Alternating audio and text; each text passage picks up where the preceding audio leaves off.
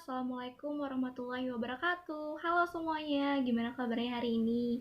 Semoga sehat selalu ya dan selalu bahagia. Tetap jaga kesehatan ya teman-teman semua.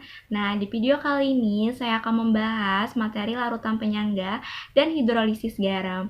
Nah, sebelum masuk ke pembahasan soal, saya akan menjelaskan terlebih dahulu larutan penyangga. Nah, larutan penyangga adalah larutan yang dapat menstabilkan nilai pH, walaupun ada penambahan sedikit asam, sedikit basa, ataupun diencerkan. Nah, larutan penyangga ini banyak diberikan di tempat-tempat yang sangat rentan terhadap perubahan pH, teman-teman. Contohnya seperti di kolam renang. Nah, demi mencegah masuknya bahan kimia yang dapat merusak kulit, maka biasanya kolam renang yang baik adalah kolam renang yang memasukkan larutan penyangga ke dalamnya. Kemudian di dalam soda juga terdapat larutan penyangga nih teman-teman. Larutan penyangga di dalam soda adalah untuk mencegah rasa asam yang dapat melukai gigi dan jaringan-jaringan di mulut. Selain itu, di dalam darah kita juga terdapat loh larutan penyangga. Nah, larutan penyangga di dalam tubuh kita itu berfungsi untuk menjaga pH tubuh agar tetap stabil nih teman-teman. Nah, kenapa di dalam darah terdapat larutan penyangga? Karena ketika kita mengonsumsi makanan, kita tidak tahu kan makanan tersebut mengandung asam atau basa. Nah, fungsinya larutan penyangga tersebut adalah menstabilkan pH ketika kita sedang mengonsumsi makanan tersebut, teman-teman, agar tubuh kita tetap stabil dan sehat. Nah, mungkin itu saja penjelasan sedikit dari saya ya teman-teman. Selanjutnya kita lanjutkan ke pembahasan soal ya teman-teman. Di sini sudah tertera soal larutan penyangga asam terbentuk jika asam lemah bereaksi dengan basa kuat dan terdapat sisa asam lemah. Untuk membuat suatu larutan penyangga asam, seorang siswa mencampur 200 ml larutan HCOOH 0,1 molar Ka HCOOH sama dengan 10 pangkat min 4 dengan 100 ml larutan NaOH 0,1 molar. pH larutan yang dihasilkan adalah, nah di sini larutan HCOOH itu merupakan asam lemah dan larutan NaOH merupakan basa kuat. Jadi di soal ini pH larutan pencampuran tersebut berapa nih teman-teman? Nah, di sana sudah diketahui ketetapan asamnya dari HCOOH itu sebesar 10 pangkat min 4. Langsung aja yuk kita selesain teman-teman. Langkah pertama adalah kita tulis dulu ya diketahuinya. Nah, diketahui volume HCOOH itu sebesar 200 ml. Volume NaOH sebesar 100 ml. Sedangkan konsentrasi NaOH sebesar 0,1 molar. Konsentrasi HCOOH sebesar 0,1 molar. Ketetapan asam dari HCOOH itu sudah diketahui 10 pangkat min 4. Yang ditanyakan adalah pH larutan yang dihasilkan dari pencampuran tersebut. Kita jawab ya, terlebih dahulu kita cari mol dari asam lemah dan basa kuat tersebut teman-teman. Nah, untuk mencari mol, teman-teman ingat nggak rumusnya apa? Nah, rumus mencari mol itu adalah molar dikali dengan volume. Di dalam soal, molar dan volume itu sudah diketahui ya teman-teman. Jadi kita masukkan saja ke rumus untuk mendapatkan mol dari asam lemah dan basa kuat tersebut. Sehingga didapatkan mol HCOOH sama dengan 0,1 molar dikali dengan 200 ml, menghasilkan 20 milimol.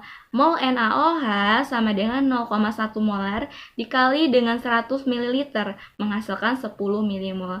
Jadi, yang kita dapatkan di sini adalah mol HCOOH itu sebesar 20 milimol dan mol NaOH sebesar 10 milimol. Langkah selanjutnya adalah kita mereaksikan larutan HCOOH dengan NaOH menghasilkan garam HCOONa. Kita tulis dulu ya, mula-mula bereaksi. Nah, mula-mula HCOOH itu bernilai 20 milimol dan NaOH 10 milimol. Untuk HCOONa dan H2O itu tidak ada. Nah, ketika bereaksi, jumlah mol yang paling kecil itu adalah mol yang akan kita pakai untuk mengurangkan mol mula-mula bereaksi, teman-teman.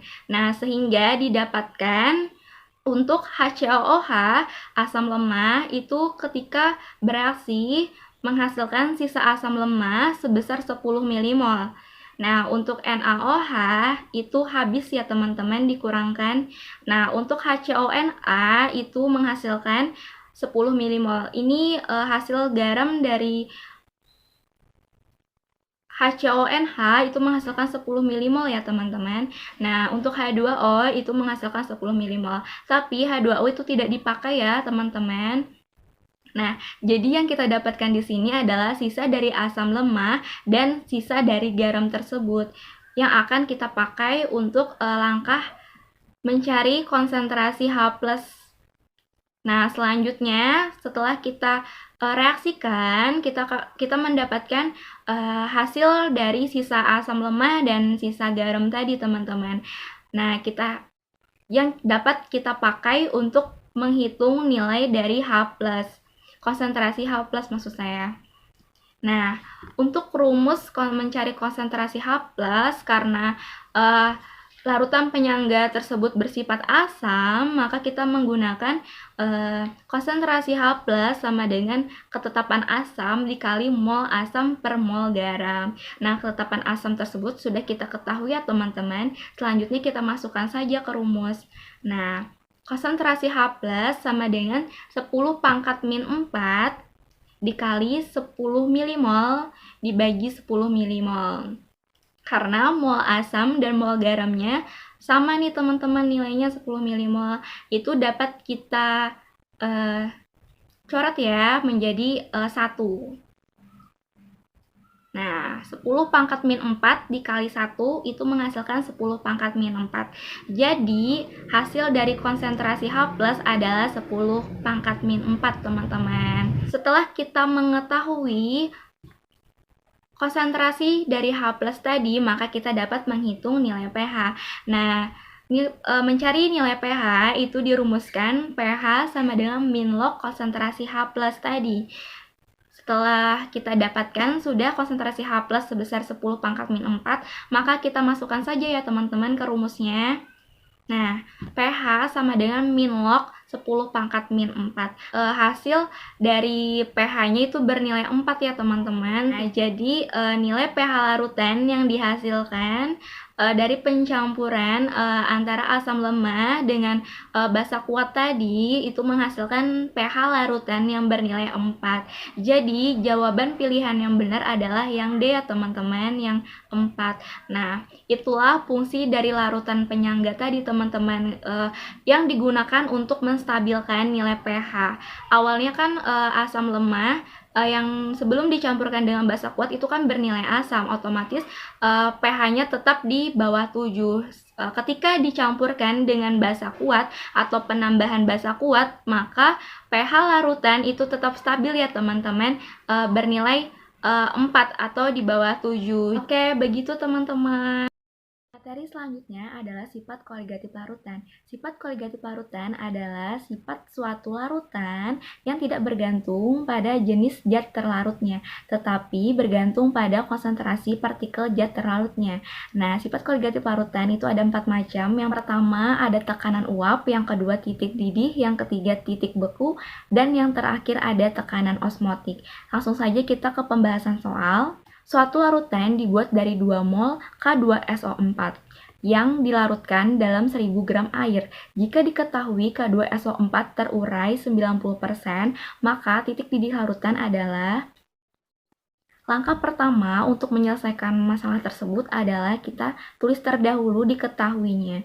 Diketahui mol sama dengan 2 mol, kemudian P itu adalah jumlah massa zat sama dengan 1000 gram, kemudian Ketetapan kenaikan titik didih 0,5 derajat Celcius per mol atau Kb-nya. Nah, derajat ionisasinya sama dengan 90%. Kita jadikan desimal 0,9. Nah, ditanya titik didih larutan atau Tb larutan. Langkah selanjutnya adalah mencari jumlah ion pada K2SO4.